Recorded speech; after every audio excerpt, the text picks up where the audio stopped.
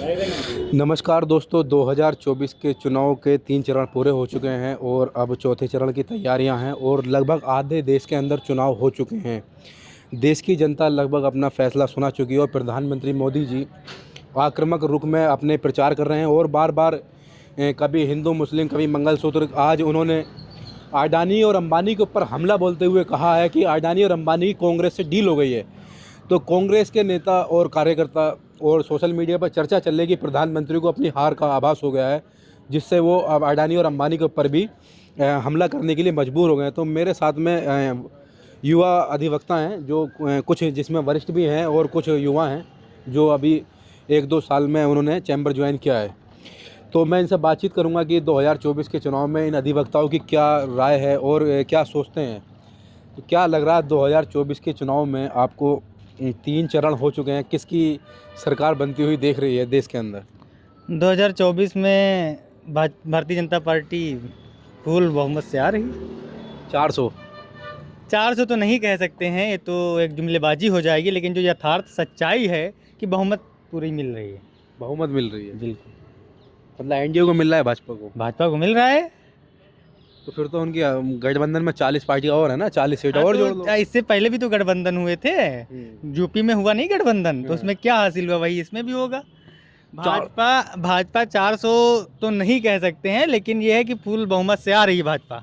400 तो नहीं कह सकते हैं, देख लो 400 में तो घटा दी है उन्होंने, लेकिन बहुमत से आ रही है। अब वकील साहब हैं, इनको जानकारी नहीं है शायद, यह है। देखिए, मोदी जी ने हर तरफ कहा 400 पार, 400 पार, 400 पार, अभी भी कह रहे हैं। हाँ, वो 400 पार ही कह रहे हैं और शब्दों में कहते थे। ठीक है, और इनको ये नहीं पता है कि इनको जो है बहुत करारी हार मिल रही है और इंडिया गठबंधन 400 प्लस सीटें ला रही है। भाजपा का सूफड़ा साफ हो रहा है। गठबंधन कहीं पे नहीं है ही नहीं। इंडिया गठबंधन खाली एक तरीके का पब्लिक का और लोगों के दिल में खाली गठबंधन चिल्लाया जा रहा है, इसका कोई वजूद ही नहीं है भाजपा का। ये अभी भाजपा मतलब अभी हापुड़ में एक अधिवक्ता को जो है पुलिस द्वारा जबरन मुकदमे लगाए गए और मारा गया। जब अधिवक्ताओं ने विरोध किया तो कई अधिवक्ताओं पे मुकदमे लगे। उसमें हम लोग ने अधिवक्ता प्रोटेक्शन एक्ट की भी मांग की। ठीक है, उससे विपक्ष में जानते हैं अधिवक्ता प्रोटेक्शन एक्ट तो अधिवक्ता के साथ है, पुलिस समाज अधिवक्ता के साथ में हूँ, हमेशा हूँ।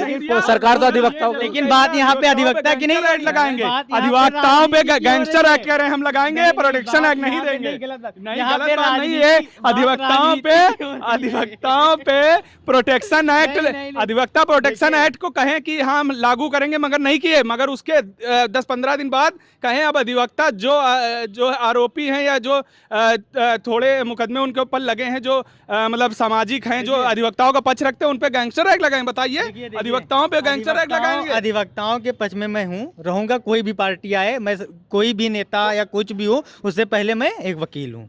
ठीक है, तो जहाँ पे बात वकील भाजपा के साथ है, वकीलों के साथ अगर भाजपा और वकीलों में आप डिबेट कराएंगे तो मैं वकीलों के साथ में हूँ। बिल्कुल खुल के कह रहा हूँ, खुले मन से कह रहा हूँ, मैं वकीलों के साथ में हूँ। अगर भाजपा किसी राजनीति से वकीलों को, क्योंकि वकील किसी राजनीति का वो नहीं है, बस आप एक रिव्यू लेने आए तो मैं उस पर बता रहा हूँ कि हाँ भारतीय जनता पार्टी। अच्छा, ये बताइए, अधिवक्ताओं के साथ में जी नाइंसाफी हुई थी या नहीं हुई थी? नहीं, बिल्कुल हुई थी।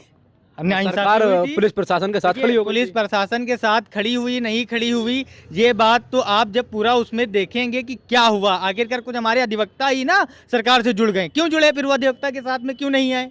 ये समाज, आप इतना पता है अधिवक्ता समाज इतना डिवाइडेड होता है। हाँ। क्योंकि इसी से संसद के अंदर सदस्य पहुंचते हैं, विधानसभा के अंदर सदस्य पहुंचते हैं। बिल्कुल सभी पार्टियों के अंदर आपने देखा होगा कि जो वरिष्ठ अधिवक्ता हैं वो राज्यसभा के सांसद हैं। और हम बताते, देखिए, एक महिला अधिवक्ता थी, उसके ऊपर जब मुकदमा लगाया गया तो वो जब धरने पे बैठती है कि हम पे झूठा मुकदमा लगाया गया, तो उसको उस पे और मुकदमा लगा के उसके पिताजी पे भी मुकदमा लगाया गया। उसके विरोध में जब अधिवक्ताओं ने, सरकार में जब अधिवक्ता सुरक्षित नहीं है तो फिर आम जनता, सुनिए, बाद में उसके बाद लगभग 100 से ज्यादा पुलिसकर्मियों पे मुकदमा पंजीकृत हुआ है। 100 से ज्यादा।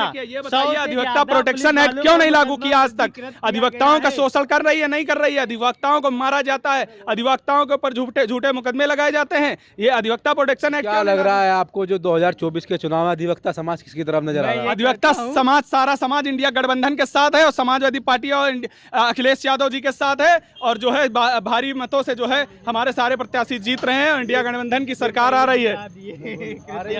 क्या कहेंगे भाई साहब 2024 के चुनाव को लेकर?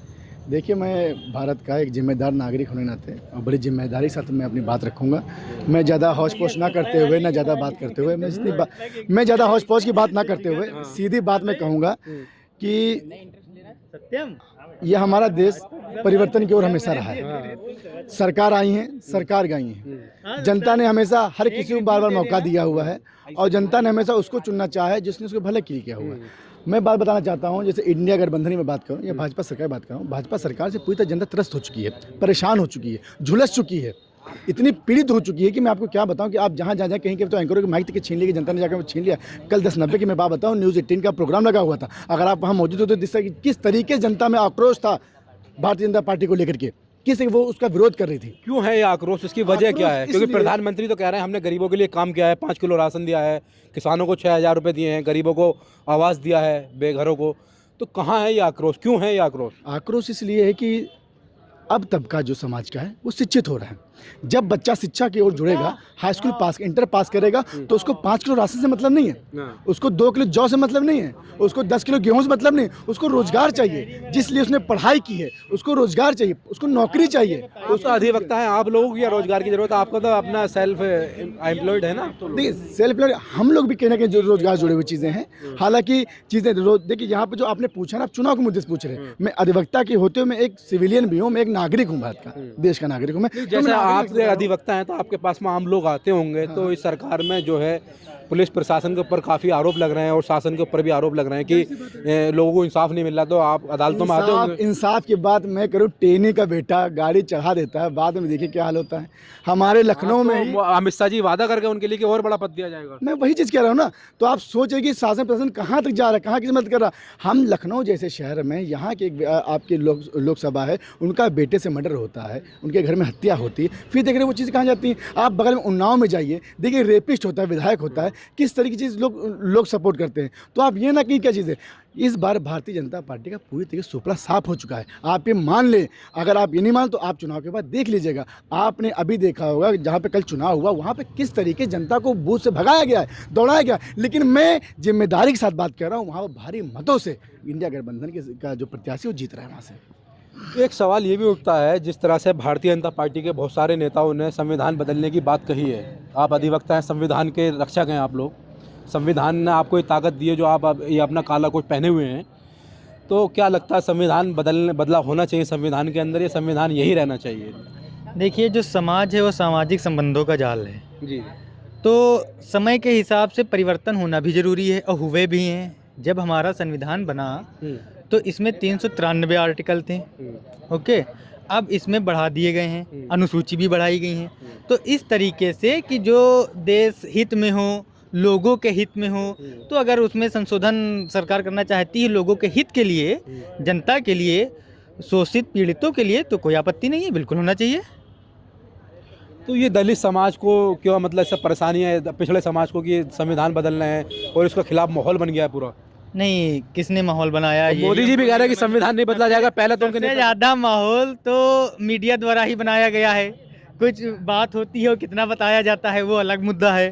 और दूसरी बात ये कि भाजपा के किसी नेता का ये बयान आया हो कि शोषित पीड़ितों या जो है बैकवर्ड या SC ST को वो खत्म करना चाहते हैं, तो बताइए आप हमें। अरे अब ये बताइए, मोदी जी ने खुद कहा है कि हम आरक्षण को खत्म कर देंगे। आरक्षण हमारे कौन से डिबेट में कहा है अभी बता दीजिए। हम आपको दिखाएंगे, अभी दिखाएंगे, अभी दिखाएंगे, लाइव टेलीकास्ट चल रहा है, आप अभी दिखाइए, अभी दिखाएंगे, अभी दिखाएंगे, रुकिए। हाँ दिखाओ, कहा है, बिल्कुल दिखाइए। अगर ये कहा है बिल्कुल दिखाइए। हम जैसा कि ये लोग बता रहे हैं कि चीज़ों को लेकर के, तो कहीं ना कहीं हर तबका परेशान है। निचले तबके का इंसान जब FIR कराने जाता है, तब तो ऊपर आला अधिकारी के जो इस समय जो सरकार में बैठे सत्ता पक्ष में हुए, वो उनको फ़ोन करके उनको FIR नहीं लिखी जाती। ये बात सच्चाई है। जो अभी ये भाई साहब जो वीडियो दिखाने जा रहे हैं, जो बात सच्चाई है। दबे कुचले, नीचे शोषित वंचित सब बहुत ज़्यादा परेशान है। आप गाँव में जाके देखिए क्या हाल है उनका, आप जाके देखिए किस तरह से वो किस परेशान है वो आपको दिखाइए। जैसे सरकार ने कई वादे किए, मैं बता रहा हूँ, मैं लखनऊ के शहर में हूँ। अच्छा, वादों की बात आई है तो राहुल गांधी भी वादा कर रहे हैं कि हर महिला खाते में 8,500 रुपये महीने के देंगे, तो इतना पैसा कहाँ से आएगा? एक बात बताइए, इतना पैसे कि आप बता रहे कहाँ से आएगा? अभी तो जो 2 करोड़ नौकरी हर साल देने के लिए हमारे सरकार ने कहा, जो मौजूदा सरकार है, जब सरकार पूरा नहीं कर पाई ना, उसको नहीं कर पाई ना, वादा झूठा था, वादा नहीं कर पाई, इसीलिए जनता परेशान है। और इस बार इतनी जोर भगाने के इरादे से कि मैं आपको बता नहीं सकता, दूर दूर तो दिखाएं और आने वाली नस्लों तक दोबारा बीजेपी सरकार। मैं आपको बता दूं, जो भी इंडिया गठबंधन के समर्थक हैं या प्रत्याशी, खाली जुमलेबाजी। इन्होंने अभी कहा, दिखाइए क्या लिखा है, कहाँ पे लिखा, कहाँ बोला। देखिए ये जो YouTube के नीचे कैप्शन दिया जाता है उसको पढ़ के बता रहे, जो कि ये न्यूज पे है। नहीं, ये नीचे लिख के हुआ है, कैप्शन लिखा हुआ है। बात बताना चाहूँ, जिस तरीके से आपने एक बात कही, उन्होंने नहीं करता।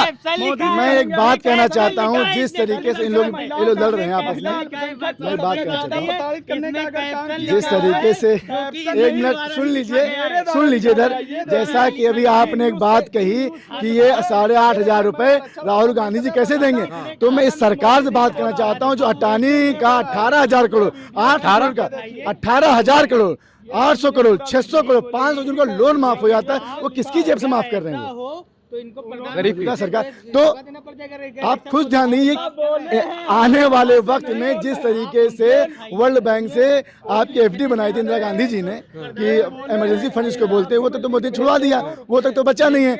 आने वाला अगर ये 5 साल और कई सरकार आ गई, तो जिस तरीके आदिवासी निवास करता हुला लाला बन के घूमता है, झिंगा लाला पत्ते पहन के घूमने नौबत आ गई देश की।